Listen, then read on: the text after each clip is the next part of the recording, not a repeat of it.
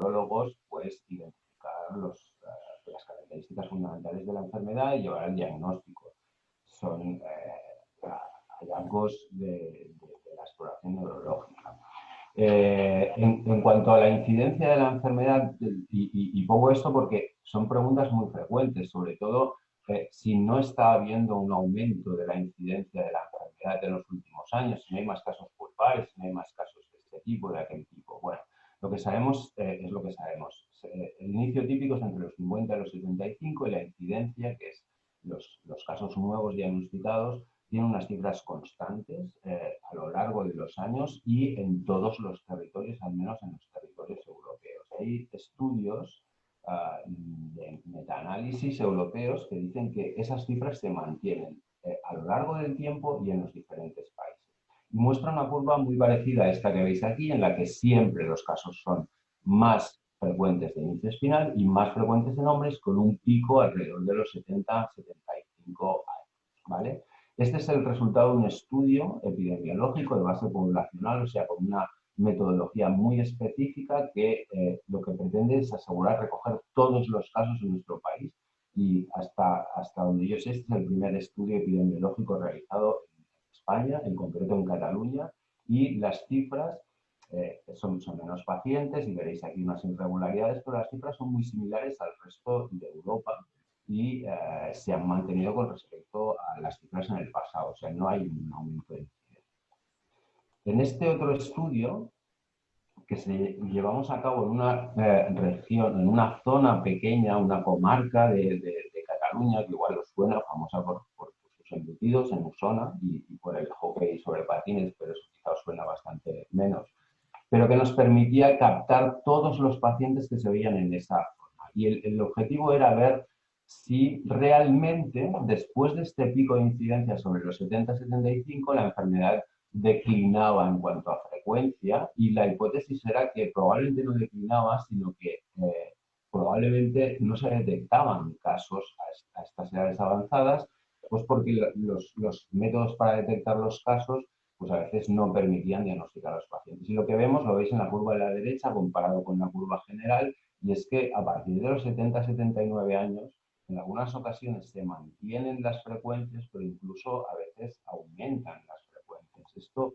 probablemente parece que no tiene importancia, pero lo que está diciendo primero es confirmamos otra vez que las frecuencias en España o en esta comarca de Cataluña, pero por extrapolación a España, son iguales que en el resto de Europa y son estables, y que probablemente a partir de los 80 años la enfermedad sigue aumentando su frecuencia, y esto permite plantearse hipótesis diferentes en cuanto a la etiología de la enfermedad. ¿Vale? En cuanto a las características clínicas, ya sabéis que las dividimos a los pacientes clásicamente en inicio vulvar y inicio espinal, y algunas formas raras muy frecuentes pues de inicio con síntomas respiratorios, con pérdida de peso, con labilidad emocional, y esto nos permite clasificar en cuanto a la región y el sitio de inicio a los pacientes en grandes grupos: esclerosis lateral amiotrófica clásica, esclerosis lateral primaria, atrofia muscular progresiva. Algunos grupos hablan de parálisis vulvar progresiva, que sería casi una forma de inicio, y luego las formas ligadas a alteraciones cognitivo-conductuales. Cuando la enfermedad empieza en las extremidades, pues los síntomas se manifiestan en las extremidades y se ven pues para dificultades para llevar a cabo aquellas funciones que llevan a cabo aquellos grupos musculares afectos. Se afectan los músculos de la cintura pelviana, pues habrá dificultades para levantarse, para caminar, pero también se pueden afectar inicialmente los músculos de las manos y provocar dificultades manipulativas finas. Por lo tanto, eso nos da como una especie de espectro enorme, ya sea inicio vulvar, inicio espinal, o ya sea inicio musculatura distal o proximal de extremidades superiores, distal o proximal de inferiores, y si a eso además añadimos la presencia de signos de primera neurona motora o signos de segunda, o ambos simultáneamente, es toda una combinación muy grande de formas de presentación de la enfermedad al inicio y que a veces suponen un reto diagnóstico, pues porque debemos hacer el diagnóstico diferencial con muchas otras formas. En cuanto a la predominancia de signos de primera y segunda, pues tenemos las formas de esclerosis lateral primaria, la atrofia muscular progresiva, que además pueden ir cambiando en el tiempo. Un paciente puede presentarse inicialmente solo con signos de primera y desarrollar signos de segunda en el transcurso de la evolución, o al revés, o presentarse ya desde el inicio con signos de primera y segunda, que sabéis que son necesarios para el diagnóstico de la enfermedad. Todo esto da una combinación de presentaciones. No voy a entrar en la definición de lateral primaria y de atrofia muscular progresiva, pero da una combinatoria que hace que las formas clínicas y las formas de presentarse y de evolucionar la enfermedad sean muy diferentes. Y sabéis que en los últimos años se ha sumado, además de la posibilidad de afectación de neurona motora inferior y superior, la presencia de alteraciones en la neurona del córtex prefrontal y temporal, dando lugar a alteraciones cognitivo-conductuales, que en algunos casos cumplen criterios de lo que se llama demencia frontotemporal y que se puede dar concomitante en la ELA, que puede presentarse al inicio, pero también puede presentarse durante la evolución, lo cual es un factor añadido a la variabilidad de la enfermedad. Por lo tanto, tenemos tres grandes grupos de síntomas y signos, pero cada uno de ellos con distribuciones diferentes, ¿no? La demencia frontotemporal tiene tres formas diferentes, que no voy a entrar a explicar cada una de ellas, simplemente decir que los pacientes con enfermedad de neurona motora y alteraciones cognitivo-conductuales básicamente se presentan en asociación con lo que llamamos la variante conductual, una alteración de la conducta. Pero hay otras formas que en las que lo que se afecta es el lenguaje, básicamente. Y es muy raro, muy infrecuente, pero también se puede asociar a la enfermedad de neurona motora. Decir que hasta el 20% de pacientes con esclerosis lateral amiotrófica cumplirán criterios diagnósticos de demencia frontotemporal. Pero si hacemos test neuropsicológicos y a veces detectamos cosas que son subclínicas, hasta el 50% de pacientes pueden tener alteraciones que no provocan una alteración en el día a día, en su conducta, en sus relaciones habituales, pero que son detectables por test neuropsicológicos.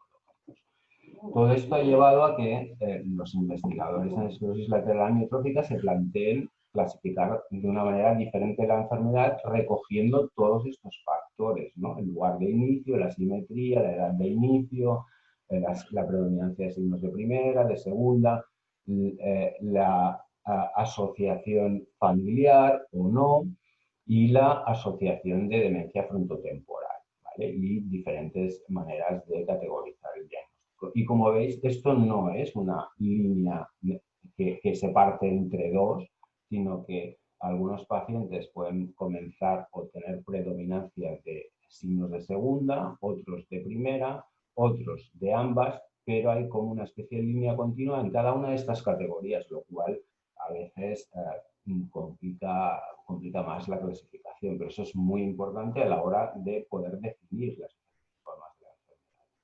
Hace ya algunos años, unos investigadores demostraron que hay un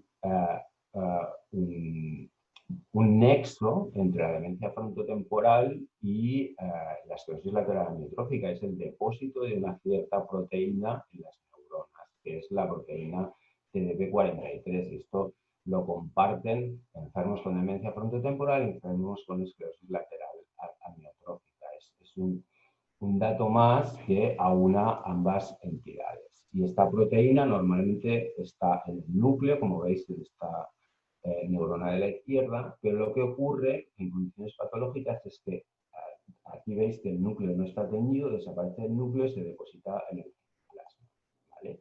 Y se puede depositar de diferentes maneras, con bolillos también. Y esta proteína es la que se acumula en la demencia frontotemporal inicialmente en el córtex prefrontal, pero se va difundiendo como una mancha de aceite hacia el resto del cerebro. En cambio, los enfermos con esclerosis lateral amiotrófica parece que el inicio es con la zona que corresponde con el control motor de extremidades. extremidades, que es el córtex prefrontal. Y esto permite estadificar la enfermedad. Pero si veis, son maneras de progresar diferentes, pero diríamos de el mismo sustrato neuropatológico, o sea, la misma alteración en las neuronas, ¿vale? Y esto es una comparativa de ambas con los diferentes estadios. Cuando los pacientes además tienen demencia frontotemporal, pues hay ciertas características que permiten diferenciar los diferentes tipos de demencia frontotemporal. Simplemente decir que los pacientes que tienen demencia frontotemporal son básicamente del tipo B, que es la que se asocia con la variante conductual de la demencia frontotemporal, ¿vale? La demencia frontotemporal además es compleja en sí misma porque no solo se manifiesta con depósitos de esta proteína, sino que se puede manifestar con depósitos de otras proteínas diferentes. Mismos síntomas, otra proteína que se acumula en las neuronas y que parece ser que es lo que hace que estas neuronas no funcionen correctamente. En concreto, una de ellas es la proteína FUS, que curiosamente también da formas de esclerosis lateral amiotrófica. Es otro nexo entre ambas entidades, entre la demencia frontotemporal y la esclerosis lateral amiotrófica. Con un comportamiento distinto desde el punto de vista neuropatológico, es algo que solo podemos ver cuando se explora al microscopio los cerebros de los pacientes. Sin embargo, desde un punto de vista clínico, ningún neurólogo sería capaz de decir cuál de ellos va a tener una u otra alteración. Sin embargo, ambas cosas ocurren en la demencia frontotemporal y en la esclerosis lateral amiotrófica. Nosotros examinamos en el banco de tejidos todos aquellos pacientes con demencia frontotemporal y estas características neuropatológicas y esclerosis lateral amiotrófica. Y lo que veíamos es que comparten unas características anatomopatológicas muy de detalle en las que probablemente no vale la pena entrar con los pacientes que tienen demencia frontotemporal sin esclerosis lateral amiotrófica y tienen este mismo depósito de estas proteínas. Sin embargo, son diferentes de aquellos pacientes con esclerosis lateral amiotrófica que tienen depósitos de estas proteínas y que tienen una forma genética por mutaciones en este gen. Entiendo que esto es un poco lío, pero ¿qué quiere decir? Que los enfermos con esclerosis lateral amiotrófica no genética y depósito de estas proteínas son, desde el punto de vista neuropatológico, o sea, mirando a los enfermos con el microscopio, son más similares a las demencias frontotemporales. Es otro nexo entre ambas enfermedades, con clínica idéntica. Insisto en que un neurólogo no puede diferenciar qué va a ocurrir en el cerebro de este paciente antes de explorar su cerebro en microscopio. Son iguales. Sin embargo, sus manifestaciones neuropatológicas, microscópicas, son totalmente diferentes. Bien, esto además condiciona una clasificación bioquímica de la esclerosis lateral amiotrófica en la que probablemente no entraré. Y esto es un resumen de lo que os he dicho, ¿no? La similitud entre las demencias frontotemporales con acúmulos de FUS en el cerebro y las esclerosis laterales amiotróficas con acúmulos de FUS en el cerebro. En cuanto a las formas de presentación, también os quería hacer un breve apunte de un estudio que hemos hecho en nuestro centro, y es que sabemos que hasta el 10% de pacientes que vienen con orientación diagnóstica de esclerosis lateral amiotrófica no tienen una esclerosis lateral amiotrófica, tienen otras enfermedades y que se pueden diagnosticar con una evaluación clínica, obviamente por alguien con un grado importante de experiencia en el tema, ¿vale? Lo que hicimos fue revisar todos nuestros casos y lo que nos encontramos es que hasta el 6,4% de los pacientes que nos enviaban a nuestro centro con esta orientación no tenían una esclerosis lateral amiotrófica. Pero lo que quiero remarcar es que cuando vamos al grupo de pacientes que no tienen signos de primera neurona motora, no sé si lo sabéis y si no os lo digo, es necesario para hacer el diagnóstico de esclerosis lateral amiotrófica que haya signos de primera neurona motora. El porcentaje puede subir hasta el 18,5% de casos de pacientes que no tienen una esclerosis lateral amiotrófica. Es insistir un poco más en la necesidad de reconocer muy bien la enfermedad, clasificar muy bien la enfermedad, conocer muy bien sus formas de presentación y conocer también su evolución. ¿Vale? Bueno, esto es una tabla del estudio que demuestra que esto ocurría así. Y esto es una tabla que no voy a entrar en detalle, pero que dice que es relativamente sencillo identificar a estos pacientes y la identificación se hace básicamente en una primera visita y lo que más ayuda es un electromiograma, pero un electromiograma dirigido, un electromiograma con una sospecha ya fundada en base a la exploración clínica. Y que algunos de estos casos tienen enfermedades que tienen un tratamiento específico y que pueden mejorar aplicando ese tratamiento. ¿Vale? En cuanto a las listas del diagnóstico diferencial, a veces también vemos pacientes que dicen, no me ha hecho esto y no me ha hecho aquello, ¿por qué no? Yo he leído que hay que hacer una biopsia, una punción lumbar. Bueno, eso no siempre en todos los casos, en algunos casos es necesario o muy útil y en otros casos no. Hay pacientes que hacemos una biopsia muscular y hay pacientes que no hacemos una biopsia muscular. Si el neurólogo dice que no es necesario una biopsia muscular, probablemente lo que está haciendo es defender al paciente de un procedimiento que cree absolutamente innecesario. O sea que a veces, y cuando vas a las revisiones tampoco está claro qué hay que hacer en cada paciente. Hay pacientes que en una primera visita no tendrás ninguna duda del diagnóstico, hay pacientes que necesitas seguirlos durante años para poder poner el diagnóstico finalmente y necesitas hacer procedimientos que son complejos, que en otros pacientes no van a ser necesarios. ¿Vale? Y bueno, saltando ya a la genética, el primer gen que conocimos que se asociaba con la enfermedad era el SOD1, esto era en los años 90, pero como veis la curva de cantidad de genes asociados con la enfermedad ha ido aumentando de manera exponencial y la cantidad de casos también. Sin embargo, en la mayoría de los casos, los estudios genéticos se limitan a 3 o 4 genes. ¿No? La mayoría de genes que se han asociado con la enfermedad son casi anecdóticos. ¿No? Y hay que dividir entre casos familiares y casos esporádicos. En los casos familiares, hasta el 40% de casos tienen expansión en cromosoma 9, que igual os suena. Entre el 10 y el 20% son mutaciones en SOD1, que igual os suena porque es famosa. TARBP y FUS, pues ya son más raros. Y estamos hablando de casos familiares, de pacientes que cuando en la consulta vienen te dicen, hay un familiar conocido que ha tenido la enfermedad. Y en los casos esporádicos este porcentaje baja de manera muy importante.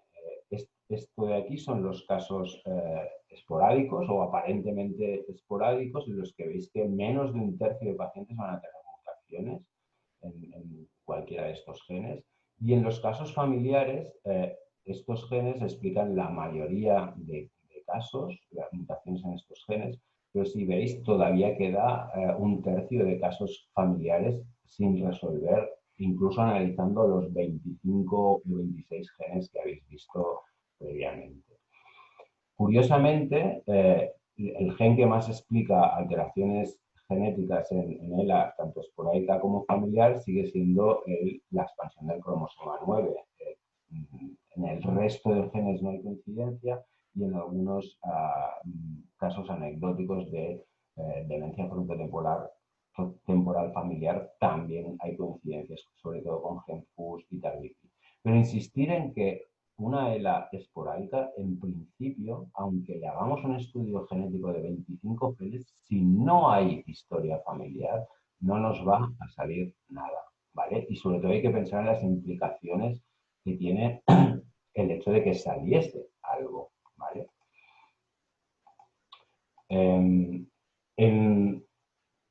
En el cromosoma 9, en este estudio que hicimos desde San Pau, pero en el que colaboraron neurólogos, entre ellos Carmen, de toda España, lo que vimos es que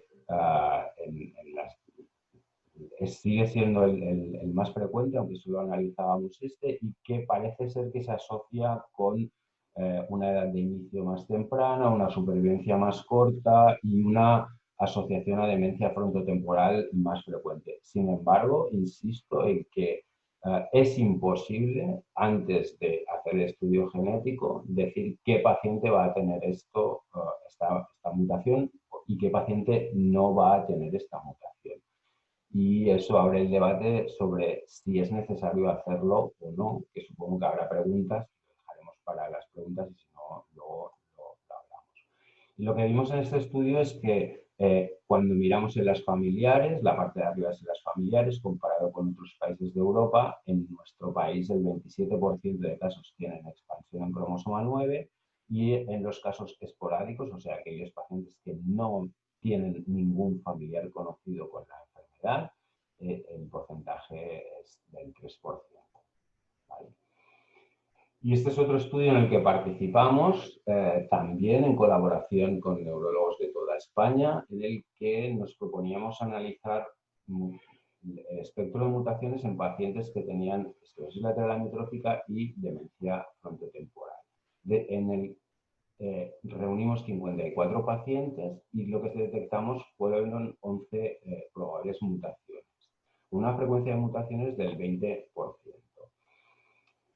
La idea era evaluar la carga genética en estos casos y esto es un poco los resultados. Vimos que el 20,4% de casos que asociaban ambas cosas, demencia frontotemporal y esclerosis lateral amiotrófica, tenían mutaciones cuando analizábamos un espectro amplio de posibles genes. Y una de las cosas curiosas es que en muchos casos no había historia familiar, no había nadie conocido en la familia con la enfermedad. Y los genes más frecuentes, he de decir que en esta serie se excluían todos aquellos casos en los que ya sabíamos que había una expansión de C9, por lo tanto, no quiero decir que esto sea lo más frecuente, sino que la expansión de C9 estaban excluidos. En estos casos veíamos que las mutaciones más frecuentes las encontrábamos en un gen que se llama TBK1.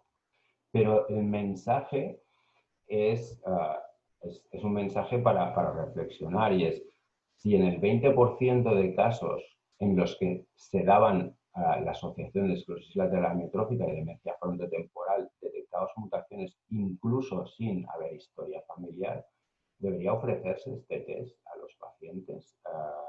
Bueno, es una posibilidad, se puede discutir, pero creo que no hay una respuesta de sí o no, sino que se debe discutir individualmente con cada uno de los pacientes y en cada uno de los casos. ¿Vale? Bueno, estos son los resultados de una participación en el estudio europeo que lo que viene a decir es que en el 0,4% de pacientes con demencia frontotemporal encontramos mutaciones en este gen y en el 1,3% de pacientes con esclerosis lateral amiotrófica, para que os imaginéis la frecuencia que tiene esto, por más que previamente he dicho que parece que es el más frecuente, pero globalmente tiene una frecuencia muy baja. Si miramos la presencia de ambas entidades de manera concomitante, sube hasta un 3,6%, pero sigue siendo bajo, lo cual quiere decir que a priori no es algo que tengamos que hacer sistemáticamente. ¿De acuerdo? Y en este estudio lo que nos planteábamos era ver si algunos pacientes podían tener una forma característica de presentarse y viene a raíz de una observación clínica y es ver que los pacientes que tenían esclerosis lateral amiotrófica y demencia frontotemporal, desde el punto de vista motor, de debilidad muscular, parece que todos o la inmensa mayoría tenían síntomas muy similares y es una alteración de las habilidades manipulativas finas y una alteración de la deglución. Y lo que vimos es que la inmensa mayoría de pacientes en estos casos sí que se presentaban de la misma manera y es que tenían alteraciones de las actividades manipulativas finas y una disfagia muy grave. y que esta disfagia acababa siendo en realidad la causa de la muerte en estos pacientes. Aquí comparábamos el inicio distal de extremidades superiores con respecto a los pacientes con esclerosis lateral amiotrófica en el mismo periodo, porque esta es una manera frecuente de presentarse la enfermedad. Y que lo que veíamos es que estos pacientes, en el momento del fallecimiento, eran capaces de deambular y muchos de ellos eran autónomos, podían vestirse, deambular, no tenían afectación respiratoria significativa y fallecían por un problema de dificultades para la deglutición. Y eso parece ser un patrón que se repite.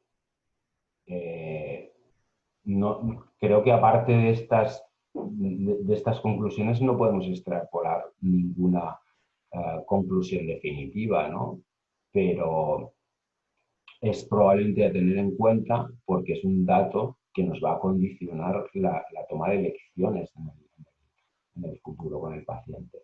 Y lo que veíamos es que también con relativa frecuencia, insistiendo en el tema previo, y es que encontramos una frecuencia de mutaciones significativa en estos pacientes, mutaciones de diferentes genes, siempre significativas respecto a el número de pacientes del que estamos hablando. Estamos hablando de un número bajo de pacientes, pero parece que se repetía el hecho de que cuando se asocian ambas cosas, demencia frontotemporal y esclerosis lateral amiotrófica, pues probablemente podría ser más rentable hacer estudios genéticos. Y otra cosa que veíamos, que parece que no, pero en mi opinión puede tener importancia, y es que estos pacientes no tenían, en algunos casos, no digo que sea lo más frecuente, signos de primera neurona motora. Y si no tenían signos de primera neurona motora, hoy en día no los podríamos clasificar de esclerosis lateral amiotrófica porque no tienen, es un criterio innecesario. ¿Esto qué quiere decir? Que probablemente en el futuro vamos a tener que cambiar nuestra manera de clasificar los pacientes. Vamos a tener que en cuenta si tienen o no demencia frontotemporal, si tienen o no signos de primera o segunda neurona motora, o ambos.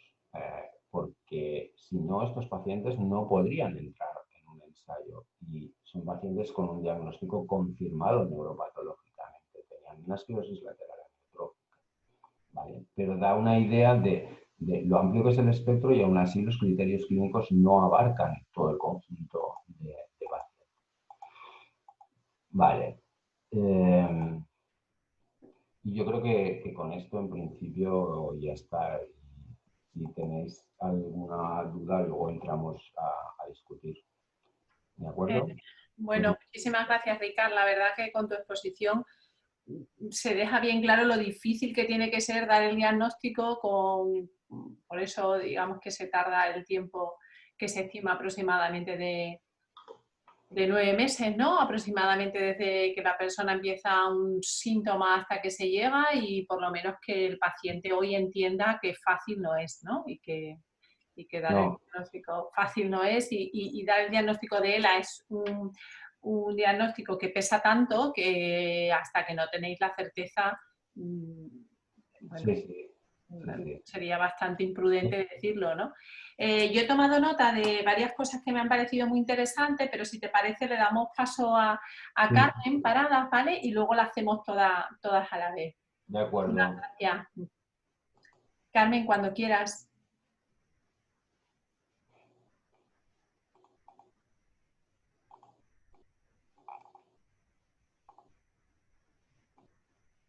¿No se le oye?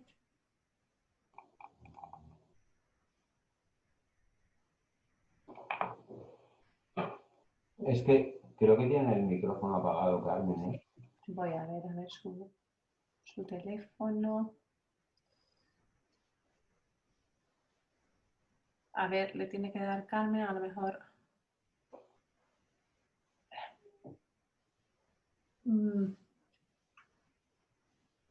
A Carmen no se le... ¿Ahora? Sí, ahora se te oye. ¿Ahora? Vale. ¿Veis la pantalla bien? Sí, ¿Sí? ¿La veis? Sí. Vale, bueno, pues... ¿Y se me oye bien? Sí, Vale, estupendo. gracias, Carmen. Pues primero, igual que mi compañero, agradeceros mucho el haberme invitado. Para mí siempre es un placer estar con vosotros y siempre, pase lo que pase, yo voy a intentar colaborar y bueno, y esta es lo que me pidáis, porque me parece que es de las cosas más importantes, participar con los pacientes y en sus inquietudes. Entonces, bueno, pues yo estoy encantada de estar aquí con vosotros. Muchas gracias, Carmen. A ver, una de las partes que Patricia me pasó y que yo sé que es lógico, que suscita bastante interés, son los ensayos clínicos que se están llevando a cabo y el tema de los tratamientos. Entonces me pareció interesante hacer una revisión un poco de dónde venimos, dónde estamos, un poco hacia dónde vamos y qué cosas se tienen que tener en cuenta a la hora de uno pensar que es un ensayo clínico. Entonces, bueno, lo primero que era dejar claro era que bueno, se tarda mucho en llegar a una molécula en el que haya alguna posibilidad de que parezca que hay una efectividad en ELA, no solo en ELA, sino cualquier enfermedad, porque primero es necesario que haya alguna evidencia en laboratorio. Entonces, ahí entra en juego la investigación. Tiene que haber laboratorios que hagan ensayos que se llaman preclínicos antes de participar con pacientes, en el que, bueno, normalmente suelen ser con modelos de la enfermedad, que en el caso de la ELA, pues bueno, ahora se están multiplicando desde que se están descubriendo cada vez más genes. Suelen ser modelos de ratón donde el ratón lo que porta es una mutación y simula, a veces de una manera nada fiel, pero bueno, es lo que hay, la enfermedad. Entonces se tiene que ver, pues, el efecto que produce el tratamiento, qué dosis se supone que es aproximadamente la eficaz, si tiene efectos secundarios, y cuando esto está relativamente claro, entonces se plantea el paso a estudios en humanos. ¿Qué pasa? Que no es lo mismo, claro, el estudio en un modelo, sobre todo un ratón, que está bastante alejado en la escala filogenética del humano, y muchas veces lo que tú te esperas que funcione en el humano, igual que en el ratón, pues no funciona, porque los mecanismos son diferentes. También es importante ver lo que decía Ricard, qué pacientes se eligen. Normalmente un ensayo clínico es bastante encorsetado, son pacientes muy homogéneos, muy bien seleccionados, muy ideales. Entonces, también un ensayo clínico se realiza en unas condiciones que no son en lo que llamamos de vida real. Eso también se tiene que tener en cuenta. También es importante ver cómo se mide el efecto. Pues no es lo mismo medir el efecto a través de la función respiratoria, que en una escala funcional, que con un biomarcador, por ejemplo. Hay veces que en el líquido cefalorraquídeo, pues el grupo de Ricard, por ejemplo, está muy metido en investigación sobre estudios de biomarcadores y a lo mejor un biomarcador puede ser un primer indicio de que algo el tratamiento puede estar haciendo, aunque luego en la clínica no tenga efecto. Y luego la manera de analizar esos resultados, que ya veremos ahora cuando hable de algunos tratamientos, que hay algunas maneras de estrujar los resultados y de darle una vuelta a la estadística que son alucinantes y que parece que el fármaco es muy efectivo. Sin embargo, lo que tenemos es un resultado estadístico, pero ha sido porque se han manejado los resultados de una manera posterior, pues, bueno, un poco orientada a que salga algo, ¿no? Y, bueno, ya todo suena lo de la fase de los ensayos, que hay unos ensayos que se hacen inicialmente, que son en fase 1, que son sobre todo para ver que el fármaco es seguro en el paciente y para encontrar qué dosis es la mejor. Los ensayos en fase 2 lo que buscamos es ver un indicio de un efecto. Entonces suelen ser en grupos reducidos y suelen ser estudios abiertos, es decir, que no es contra placebo, sino que se coge un grupo de pacientes y se mide qué pasa con esos pacientes. Si un fase 2 da un resultado esperanzador, entonces se pasa a un fase 3, que es para buscar un efecto, pero mucho más sólido, buscando siempre un grupo muy grande de pacientes comparado con un grupo muy grande de controles y ciegos, sin que los pacientes ni los controles sepan qué están tomando. Y una vez que de fase 3, que fue lo que pasó, por ejemplo, con el riluzole, se ve que hay un efecto, entonces se piden todas las autorizaciones a la agencia europea y a las agencias del medicamento correspondiente, a todas las agencias reguladoras, y se empieza una fase de comercialización y cuando se comercializa entonces se ve el resultado, lo que llamamos en vida real. Se empieza a seguir a los pacientes que toman ese fármaco, pero ya con cualquier situación clínica, ya no con los criterios que establecía el ensayo clínico, sino cualquier paciente que lo tome, pues se le hace un seguimiento y se ve en vida real qué efecto tiene ese fármaco. Esta diapositiva es de una charla que yo di en 2010 porque me invitasteis también a dar allí en el pabellón de la ONCE una charla sobre ELA. Y entonces en aquel momento, entre 1990 y 2010, que fue esta charla, se habían realizado ensayos en cualquier fase de más de 200 compuestos y ensayos en fase 3, 50 ensayos. Si veis en la columna de la derecha, la mayoría no tuvieron efecto, fue negativo. Solamente el triluzole hasta entonces, que el trabajo se publicó en el 94, dio un resultado positivo, pero incluso estos que pongo aquí, estos rojos, la minociclina y el topiramato, se suspendieron porque el grupo de pacientes que tomaba el tratamiento iban peor, se vio que en un análisis intermedio iban peor que los pacientes controles que tomaban el placebo. Todo esto que os pongo aquí en la diapositiva previa en el centro es para que veáis que también es importante que lo que se mide, la mayoría de lo que se mide es la escala funcional del SFRS, que es una escala que nosotros rellenamos cada vez que venía la unidad para ver cómo va evolucionando la enfermedad. También suele ser muy frecuente que se mida la supervivencia global en el grupo tratado frente al grupo que no se trata, como sin traqueostomía, porque eso también marca mucho la diferencia, y la función respiratoria. Y entre el 2010 y ahora, pues, bueno, mirad, esto es por ejemplo en el 2010, estos fueron una serie de fármacos que en aquel entonces, en 2010, recogíamos como muy esperanzadores. El litio, la memantina, el talampanel, en la asociación seguro que todos estos ensayos los recuerdan, muchos de ellos estaban ya en fase 3, una fase que, bueno, que prometía. Algunos estaban en fase de reclutamiento, pero con respaldo del Carlos III. Y bueno, después de terminar los ensayos, todos estos que os pongo pues fueron fallidos, pero incluso el arimoclomol. Fijaros que en 2010 ya se empezó el estudio, se hizo un estudio de extensión y no ha sido hasta el 2018 cuando se ha publicado en Neurology, que es una revista muy, muy prestigiosa para los neurólogos, se ha publicado el resultado final después de analizar, después de ampliar las muestras de ese ensayo, y veis que pone lo que subrayo en rojo, que es un fármaco que es seguro, que es bien tolerado, pero que no tiene un efecto suficiente como para aconsejarlo como una terapia. Fijaros que en 2010 ya estaba el ensayo y hasta el 2018 no ha sido la publicación final. Esta diapositiva es para que veáis en un esquema la cantidad de vías que están alteradas en la ELA. He visto en el chat, mientras hablaba Ricard, que había uno de vosotros que preguntaba que por qué es tan complicado avanzar en encontrar algún conocimiento que no lleve un tratamiento en enfermedades neurodegenerativas. En concreto, en la ELA, una de las dificultades reside en que hay un montón de vías que están alteradas y en el caso de los esporádicos, no se sabe bien cuál es el paso inicial, qué es lo que tenemos que cortar para que el resto de cascadas no se produzcan. Pero cuando ya se inicia la enfermedad, se sabe que muchas de estas cosas que pongo ahí y que os he puesto en un cuadrito amarillo están alteradas. Hay un aumento del estrés oxidativo, radicales libres, que sabéis que son tóxicos. Hay una acumulación, pongo aquí en rojo, de proteínas, que son esas proteínas de las que está hablando Ricard, que se pliegan mal y que en vez de tener un ciclo normal en las células, se quedan depositadas en la neurona y son tóxicas.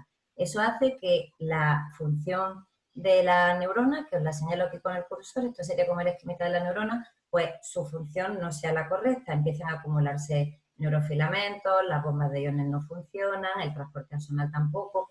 Es muy importante esta célula que pongo aquí, que son como células de soporte, la glía, que a lo mejor os suena mucho, que está rodeando la neurona motora y que también es importante. El vecindario de la neurona motora también es importante y parece que ahí se produce una reacción inflamatoria que también se sabe que está alterada y que está aumentada en la ELA y eso también está provocando un efecto deleterio sobre la neurona motora.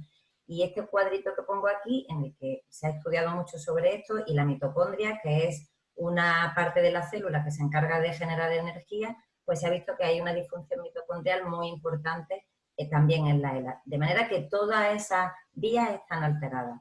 Luego esto que os pongo aquí es que obviamente en los pacientes que tienen una mutación, está un poco más claro que intentando solventar esa mutación quizás se pudiera mejorar la enfermedad o pudiera pararse relativamente. Entonces, las maneras de enfrentar o de afrontar el tratamiento en la forma esporádica y en la forma genética, pues en los últimos tiempos ha cambiado y ahora veréis. Y el riluzole, el famoso riluzole, que es lo que todos los pacientes toman y está indicado que se prescriba, actúa sobre esta parte, sobre una parte que se llama glutamato que provoca una toxicidad sobre la neurona. Pues el riluzole lo que hace es disminuir esa toxicidad inducida por glutamato. O sea que, bueno, el efecto más o menos moderado, más o menos intenso que pueda tener un paciente es por una atenuación de este efecto patógeno. ¿Y por qué os explico todo esto? Pues para que entendáis la cantidad de ensayos clínicos que hay puestos en marcha y que cada molécula que se ensaya va dirigida a cada uno de esos cuadritos amarillos. Entre el 2010 y el 2020 se han registrado, tanto desde fase 1 a fase 3, 80 ensayos. Y hoy por hoy ninguno ha tenido un resultado positivo. Sabemos que el riluzole está aprobado desde el 94. ¿Por qué? Porque demostró que aumentó la supervivencia sin traqueostomía en 3 meses en el grupo tratado respecto al no tratado. Y a todos sonará el edarabone, que es un fármaco que se aprobó en 2015, que ahora lo heredé en Japón, y que, bueno, por circunstancias diferentes, quizás por presión, sabéis que en Estados Unidos la medicina es privada y los seguros médicos y pues, tienen mucha presión, hacen mucha presión sobre el sistema sanitario. La FDA, que es como el organismo regulador de los fármacos en Estados Unidos, hace poco también ha aprobado el uso de edarabone en ELA, pero la Agencia Europea del Medicamento no. Entonces, fijaros, todo este cuadrito aquí pongo todas las vías sobre las que actúan los fármacos que se están ensayando. Sobre el sistema inmune, teniendo un factor antiinflamatorio, antiexcitatorios como el riluzole, antioxidantes como el edarabone, terapias contra el SOD1, que es esa proteína que se suele depositar, factores neurotróficos, activadores de la troponina, es decir, muchos fármacos que van sobre diferentes vías. No hay un fármaco universal que actúe sobre todas ellas.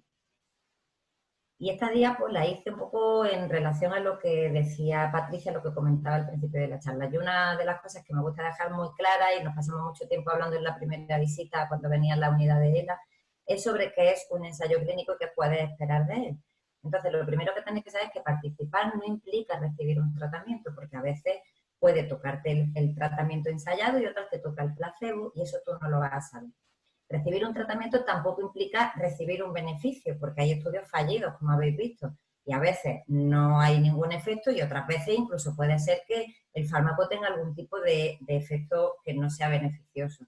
Entonces, eso hay que saberlo. Por eso es un ensayo, porque se está ensayando un fármaco, no es me van a poner un tratamiento. Participar implica someterse a un seguimiento muy estrecho. Hay que hacer múltiples visitas y dependiendo de tu estado y dependiendo de la accesibilidad del sitio del ensayo, pues también puede ser una carga para el paciente y para la familia. No participar en el ensayo no implica no recibir el tratamiento en caso de éxito, es decir, el tratamiento tiene éxito, te lo vamos a dar exactamente igual aunque no participes. Y si un ensayo en fase 3 muestra efectividad y se inicia el proceso de comercialización, que sepáis que antes de que esté comercializado, si ya la Agencia Europea del Medicamento lo ha autorizado, se puede pedir su uso como uso compasivo. Eso también es importante que lo sepáis. Y además, esto también es muy importante, ahora ya cada vez menos, pero muchos pacientes antes exigían que si había un ensayo clínico en un sitio que no era el suyo de seguimiento, pues que el hospital le pagara el ir a ese hospital, al otro centro, porque es que hay un ensayo y me han dicho que el hospital... Un ensayo clínico nunca es una actividad asistencial, siempre tiene un promotor, que es el que pone el fondo. Entonces, normalmente, las empresas privadas, que son la mayoría, que no suelen ser ensayos independientes, pero incluso aunque sean ensayos independientes, cuentan con unos fondos para que si hay pacientes de fuera que tengan que trasladarse, corren con los gastos. Entonces, bueno, son un poco ideas generales sobre ensayos clínicos que luego, si queréis, pues andamos más.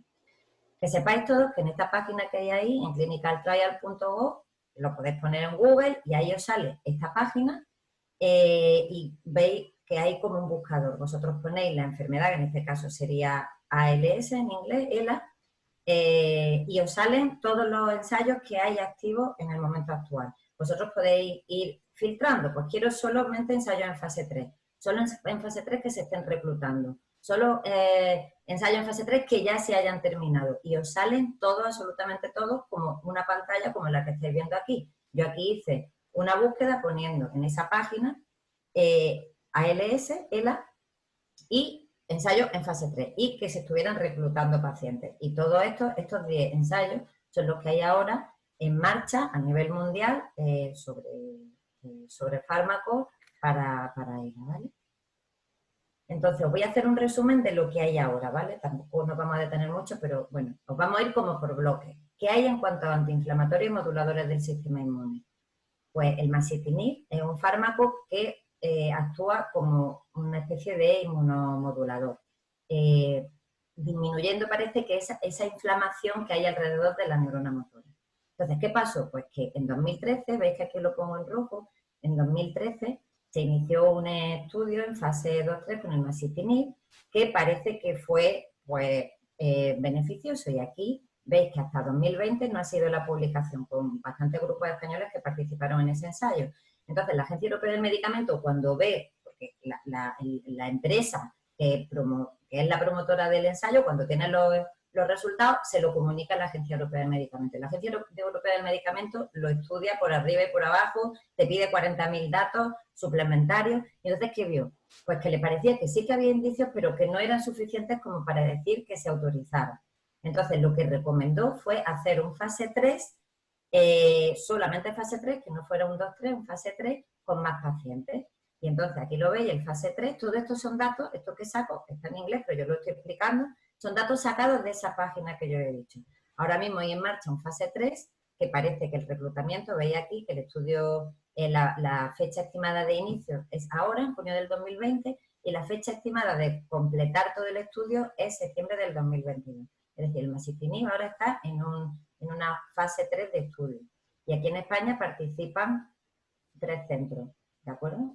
Pero ya están en fase ya están reclutando a los pacientes. Este fármaco, el ibudilast, es otro fármaco que lo que hace también es parece, aquí en este artículo que veis abajo, lo que parece en el laboratorio lo que han visto es que esas proteínas que se depositan y que son tóxicas, pues el ibudilast lo que hace es aumentar la maquinaria de la célula que barre, que limpia esas proteínas de la célula. Entonces, ese fármaco se hizo un fase 2, que veis aquí, que se terminó, según esa página, en diciembre del 2017. Este fármaco, como pongo aquí arriba, ya se hizo un fase 2 y mostró ciertos beneficios en la esclerosis múltiple, que no tiene nada que ver con la ELA, pero para que sepáis que son fármacos que a veces se prueban en muchas enfermedades diferentes, no son específicos de ELA, sino que, bueno, van contra un mecanismo que puede estar presente en diferentes enfermedades. Bueno, pues el fase 2 se terminó, no hay ninguna publicación que nosotros podamos leer y saber qué ha pasado ahí de este fase 2, pero lo que sí sabemos es que en la página de Clinical Trial se ha inscrito un fase 3 con este fármaco, que el inicio parece que es ahora, en mayo del 2020, y que está previsto terminar en diciembre del 2024. Y ya veis, aquí abajo pongo pues lo que estáis viendo, es un seguimiento de 12 meses con la escala funcional, y vosotros diréis, bueno, pero si se termina el ensayo a los 12 meses, ya hemos terminado el tratamiento, porque no nos dicen ya si se puede, si no se puede, pues por lo que os he explicado, porque es un proceso un poco largo posterior de análisis de datos y que la agencia te pide datos suplementarios. El ravulizumab también es un fármaco que actúa como inmunomodulador, y este ensayo acaba de ser autorizado por la Agencia Española del Medicamento en mayo del 2020. Aquí participan estos grupos que son hospitales españoles, entre ellos el grupo de Dr. Rojas, y ahora mismo pues veis que todavía no está iniciado, con el estado no ha iniciado, es un fase 3, se espera reclutar 354 pacientes. Siempre en los fase 3, entre 300 y 400 pacientes es lo mínimo que se pide para reclutar. Y este fármaco, pues bueno, hay diferentes hospitales que van a participar. Como antioxidante, el edarabone, que es el que hemos hablado antes de Japón. El edarabone fue un fármaco que la empresa Mitsubishi de Japón pues fabricó no se sabe bien, incluso lo veis aquí, está en inglés, pero yo lo estoy explicando todo. La empresa no sabe qué es lo que hace el edarabone, él dice que parece que lo que hace es reducir los radicales libres, pero sobre la ELA dice que el mecanismo es desconocido, no saben qué es lo que hace. Pero cogieron un grupo de pacientes, 70 y tantos pacientes, solo japoneses, en el 2014, hicieron un ensayo clínico, vieron que, bueno, había indicios de que podía haber un beneficio y la agencia japonesa del medicamento, que no sé el nombre, pero bueno, solo la japonesa, dijo que vale, que lo aceptaba, que los pacientes japoneses se podían poner edarabone. Entonces, ¿qué pasa? Que cuando se hizo un análisis, lo que os digo de estrujar un poco los datos, ¿no? Cuando se hizo un estudio posterior de los datos, pues se vio que era insuficiente, era totalmente insuficiente para decir que ese fármaco era efectivo. Y entonces, aunque desde el 2015 está aprobado en Japón y desde el 2017 está aprobado en Estados Unidos, en Europa se ha exigido que se haga un ensayo en fase 3. Y entonces el ensayo en fase 3, lo veis aquí, que está escrito en la página que os he dicho, se empezó en noviembre del año pasado y se tiene pensado terminar en junio del 2021 con los resultados. Ahí se verá si es un fármaco que de verdad se sustente su uso o no se sustenta, ¿de acuerdo? Con un fase 3 hecho como bien diseñado. Los activadores de la troponina muscular es una proteína que lo que hace es que cuando se activa la troponina el músculo tiene más fuerza. No, estos fármacos no van contra la degeneración ni van contra que la enfermedad vaya más lenta, va a conseguir que el músculo del paciente tenga más fuerza, el músculo que queda sano tenga más fuerza. Entonces, sobre estos activadores de la troponina se ha ensayado un fármaco que se llama levosimendan. Este fármaco ya está comercializado, por lo cual, si el fármaco ya está comercializado para otras cosas, todo se facilita mucho más, porque ya no hace falta que se comercialice después del ensayo. Este fármaco se utilizaba en insuficiencia cardíaca. Se le daba a los pacientes para que el músculo cardíaco tuviera más fuerza en caso de insuficiencia cardíaca. Y entonces, lo que se ensayó fue para ver si este fármaco hacía que la capacidad vital, que la fuerza de la musculatura respiratoria mejoraba en los pacientes con ELA al dar el fármaco. Ese era el objetivo, medir la capacidad respiratoria del paciente, la fuerza de la musculatura respiratoria cuando se le daba el fármaco.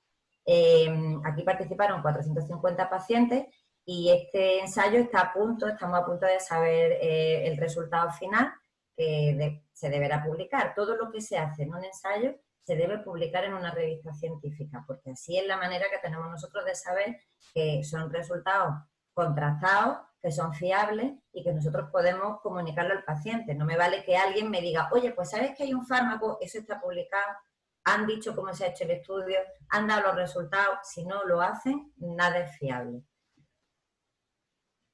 Y aquí entramos un poco en la parte final de la charla, que yo creo un poco la más novedosa y sobre la que hay más controversia en los últimos meses, por lo menos en la consulta así nos lo están manifestando todos, que es sobre los factores neurotróficos y la terapia celular. Entonces, unas pinceladas de lo que fue hace unos años la terapia celular, que empezó en el 2003 haciendo un ensayo, sobre todo el grupo de Letizia Maccini, que es un grupo italiano, donde introducían en la médula espinal de pacientes con ELA células madre mesenquimales y veían primero si era seguro y estaba bien tolerado. En esta época, en el 2003, no sabían qué efecto podía tener, pero lo que ellos dedujeron, por lo menos publicaron, es que era una terapia que era bien tolerada. Luego, con el tiempo, ya hemos visto que, bueno, que eso era un poco dudoso porque había efectos secundarios que eran achacables a eso y, bueno, no nos parecía que fuera tan bien tolerado. Pero, bueno, ellos fue lo que publicaron.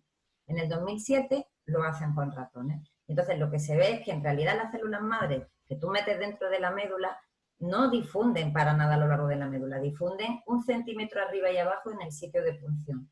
Y lo que hacen no es transformarse en neuronas motoras, ni muchísimo menos. Eso es imposible, eso no lo hacen las células madre.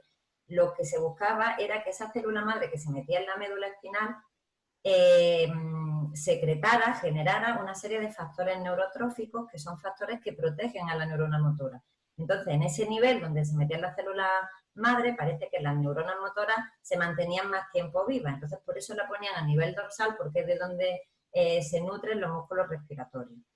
pero no se sabía tampoco muy bien qué pasaba y fue en ratón. Y luego en el 2007, el mismo grupo italiano lo hizo con 7 pacientes, hizo el mismo estudio en 7 pacientes. Y ellos concluían que no había conclusiones definitivas, que eran muy pocos pacientes y, bueno, y aquí se quedó la historia. Y en ese mismo año, en el 2007, el Instituto de Neurociencias de Alicante y el Hospital de la Risaca de Murcia empezaron un ensayo clínico auspiciado por la Agencia Española del Medicamento, en el que había muy poca información.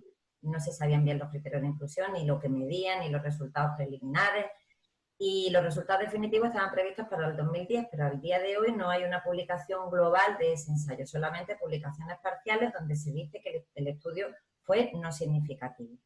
Y a raíz de allí, bueno, aquí veis el ensayo que está publicado en el Clinical Trial, pone que no hay resultados publicados, es decir, que ese ensayo que se hizo, ahora mismo no tenemos resultados publicados, actualizados en clinicaltrial.gov, de manera que tampoco podemos decir mucho más de qué pasó con aquel ensayo. Lo que sí sabemos es que el mismo consorcio del Instituto de Alicante y la Risaca con otros hospitales de Murcia, pues tienen financiación, alguno de vosotros lo ha comentado también en el chat, he visto por ahí, tienen financiación para realizar este ensayo, que es un fase 2, es decir, el fase 2 es para ver qué dosis es necesaria y ciertos indicios de efectividad. Pero aquí lo que hacen ya se olvidan de células madre en la médula, ni intrafecales, ni nada. Eso ya no, se sabe que no tiene el efecto que se esperaba. Lo que hacen es introducir células madre mesenquimales en el músculo de pacientes. Y lo que intentan ver es si el número de unidades motoras se mantiene y no se pierde comparado con los músculos en el que no se inyectan células madre. Y eso lo hacen con electromiografía. De ese estudio, de ese ensayo, no se espera conocer datos de supervivencia ni de que mejore la evolución de la enfermedad en absoluto. Es una prueba de concepto para ver si meter en células madre en el músculo hace que las unidades motoras se mantengan más tiempo que los músculos no tratados. Nada más, ¿de acuerdo? No se espera de aquí que haya una terapia celular a partir de esto.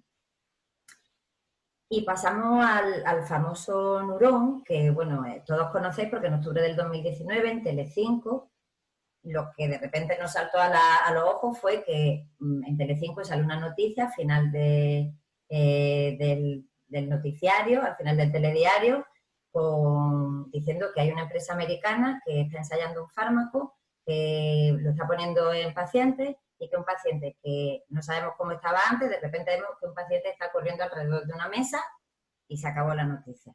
Y de ahí, pues bueno, tenemos que empezar a ver qué pasa con ese fármaco, cuál es la empresa, qué están haciendo. Lo único que en aquel momento nosotros encontrábamos era la página web de la empresa, esta empresa, ¿de acuerdo? Brainstorm, que decía que ya tenía en marcha un fase 3, pero no nos decía nada de qué había pasado con él, de dónde salía ese hombre, qué efectividad tenía real, qué es lo que habían hecho. Y tuvimos que esperarnos a diciembre del 2019, del año pasado, cuando en la revista Neurology publica las características del ensayo. Fue un ensayo fase 2, en el que participaron 48 pacientes y era frente a placebo. Lo que ellos, la terapia que aplicaban era estas células que ellos le denominan Neurón, son células madre autólogas de médula ósea de los pacientes que las tratan de una manera especial para hacer que esos factores protectores, esos factores neurotróficos, se segreguen en gran cantidad. Es decir, ellos fabrican células madre superproductoras de factores neurotróficos, de factores protectores. Y en ese ensayo fase 2 lo introducían en el líquido cefalorraquídeo y también en el músculo del paciente. ¿De acuerdo? Hacían una sola inyección, tanto en el líquido cefalorraquídeo como intramuscular. Y entonces lo que ven es que cuando cogen los 48 pacientes no hay diferencia cuando comparan el grupo tratado con el grupo control. Pero cuando separan un grupo de 21 pacientes, que ellos le llaman progresores rápidos, es decir, pacientes que antes del tratamiento estaban evolucionando más rápido de lo que era esperado, de la media, en ese grupo de pacientes parece que la progresión, de ser muy rápida, se enlentecía. Entonces, eso es lo que hasta ahora se sabe, que ese fármaco, que esas células puestas de esa manera, solamente en los progresores rápidos parece que enlentecen la progresión. Hasta ahí han publicado. Y también eso se ve muy rápido, se ve tanto a las 4 semanas después del tratamiento como a las 12 semanas que se mantiene el efecto. Es decir, es algo que se ve rápido. Ellos dicen que es algo seguro y que es prometedor. Entonces, ya nos encontramos, tanto si os metéis en la página de la empresa como si os metéis en la página web de los ensayos clínicos, que ya se ha empezado el reclutamiento y se ha terminado de los pacientes de la fase 3, se empezó en el 2017, o sea que ellos lo que lanzaron fue como una pre-noticia del fase 2 que hicieron y ahora ya se está haciendo el fase 3. Y está previsto que se publique o que termine por lo menos el análisis a finales de este año. Ha sido un ensayo que solo han participado hospitales de Estados Unidos y si tú te metes en el estudio pone o pacientes que tengan la posibilidad de trasladarse a Estados Unidos, que puedan costearse el estudio y que se comprometan con las visitas de seguimiento. Eso es lo que pone. Y bueno, se han reclutado 161 pacientes. Y esta ya es la última diapositiva sobre las terapias génicas. Terapias génicas se están ensayando contra diferentes mutaciones. Tenemos datos de algunos de esos estudios, pero son datos confidenciales de la empresa que los está generando, pero sí que ya es público la terapia génica frente a mutaciones en SOD1. El fármaco es de Biogen y se llama Tofersen. Yo voy a intentar explicarlo como ha dicho Patricia, ¿vale? Con palabras sencillas y luego si no, pues lo aclaro más. Voy a ver si soy capaz de explicarlo de una manera más sencilla. Los oligonucleótidos antisentidos, esa palabra es un poco tan larga, son cachitos de ADN, ¿vale? Cuando tú tienes una mutación en un gen, lo que tienes es un error en tu ADN, en tu material genético. Bueno, pues los oligonucleótidos antisentidos son pedacitos pequeños de ADN, de material genético, que se introducen en la célula y lo que hacen es identificar el cacho de ADN que está mutado en el paciente y lo degrada, ¿de acuerdo? En este caso no es de ADN, es de ARN. La diferencia es que el ARN está más cerca de la proteína. El resultado final es que cuando tú metes ese cachito de ADN, como se carga, como destruye el material genético defectuoso que tiene el paciente, al final la proteína defectuosa no se produce y por tanto no se deposita en la neurona y se pierde el efecto perjudicial que tienen esos depósitos de proteína, ¿de acuerdo?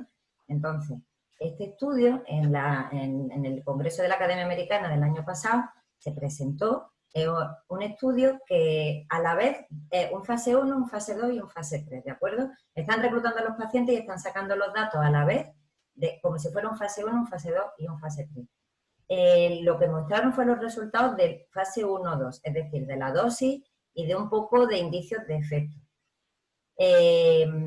Fue contra placebo y lo que hicieron fue coger esos pacientes, dividirlos y poner diferentes dosis de ese oligonucleótido en líquido cefalorraquídeo. Y vieron la efectividad con la escala LSFRS, con la capacidad vital.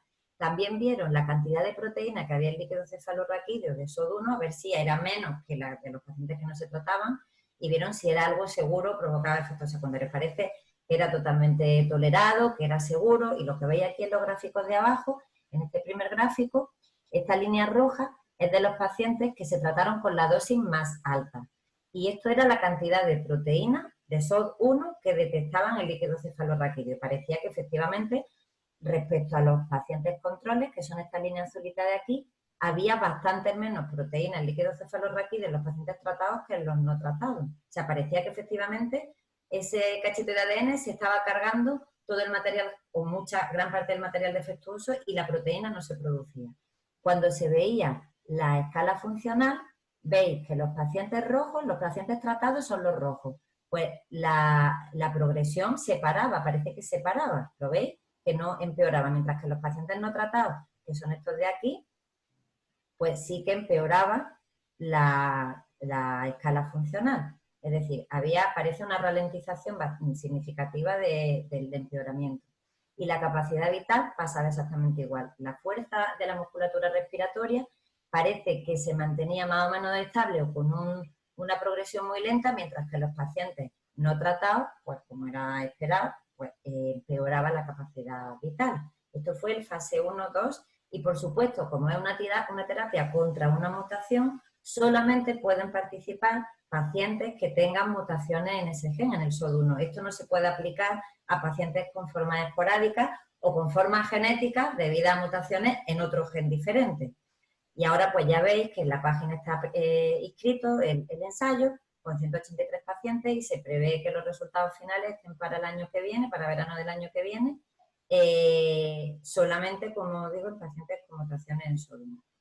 Y bueno, este es un poco el resumen al que os quería poner la gente de nuestro grupo, todo el equipo de la unidad de ELA, un equipo multidisciplinar excelente, que bueno, que muchos de vosotros lo conoceréis y que estamos preocupados siempre por todos vosotros, por vuestro seguimiento. Intentamos estar ahí en la medida de lo posible. El equipo del laboratorio del Instituto de Biomedicina de Sevilla, donde llevamos a cabo muchos de los estudios que ayudan en parte a que, bueno, a que se avance en el conocimiento de la enfermedad, y el equipo clínico de la unidad de neuromuscular, y todos los laboratorios y los hospitales con los que colaboramos en algún momento. Ya veis que San Pau es uno de los principales y que colaboramos para intentar avanzar. Por eso, porque la investigación es lo que nos pone esperanza, porque colaborar es imprescindible, y que es muy importante, sobre todo pensando en ensayos clínicos, que la información que recibáis sea veraz y sea contrastable. Y nada, muchas gracias. Muchísimas gracias, Carmen. Yo creo que, bueno, nos surgen un millón de dudas, pero el tiempo es limitado, ¿verdad? Sobre todo es tratar de que siempre la información que tengan todos los pacientes sea real, porque generar falsas expectativas yo creo que genera más sufrimiento que otra cosa. Si os parece, hay dos bloques de preguntas, unas en relación a síntomas de la enfermedad y otras en investigación. Si te parece, Ricard, te hago las de síntomas y a Carmen, ¿vale? Sí. Bueno, hay un paciente que preguntaba respecto a las fasciculaciones, por qué se producen y si tener más fasciculaciones implica que la enfermedad progresa o no tiene relación. No, no tiene ninguna relación. A veces son la manifestación inicial